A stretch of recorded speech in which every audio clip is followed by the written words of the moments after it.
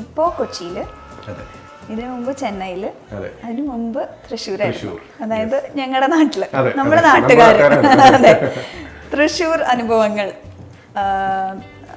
എല്ലാ കുട്ടികൾക്കും ഉണ്ടാകുന്ന പോലെ ഒരു മ്യൂസിക്കിനോടും കലയോടും ഒരു പ്രത്യേക അടുപ്പം തൃശ്ശൂർക്കാർക്ക് ഉണ്ടാവും എന്ന് നമ്മൾ വാദിക്കും.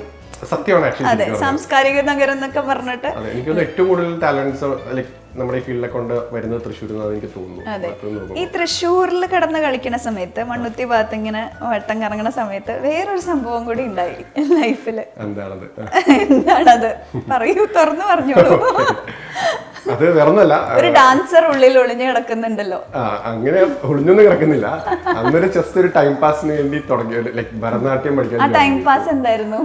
അത് ഈ പറഞ്ഞ പോലെ വീടിന്റെ അടുത്തൊരു ടീച്ചർ ഒരു ഭരതനാട്യം സ്കൂളിൽ തുടങ്ങുന്നു എന്ന് പറഞ്ഞപ്പം ഞാനും എൻ്റെ നെയ്ബറും കൂടെ നമുക്കൊന്ന് ജോയിൻ ചെയ്താലോ, രസമല്ലേ എന്ന് പറഞ്ഞ് ഒരു ടൈം പാസിന് ജോയിൻ ചെയ്തതാണ്.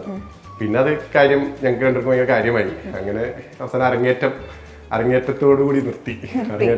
ഡാൻസ് അതോടെ നിർത്തി.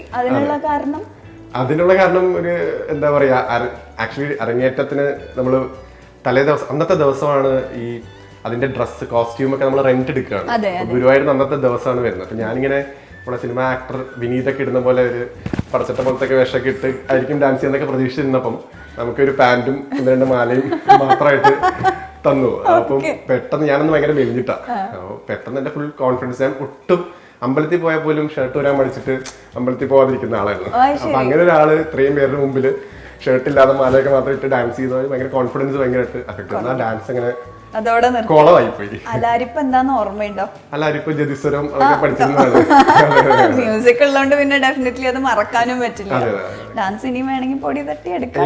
അത് നമ്മൾ ദേവാസുരം സിനിമയിലെ ചെലങ്ക വലിച്ചെറിയുന്ന പോലെ ഒരിക്കലും കളഞ്ഞു. എടോ വരേ. അതെ, ആ സീനാണ് ശരിക്കും.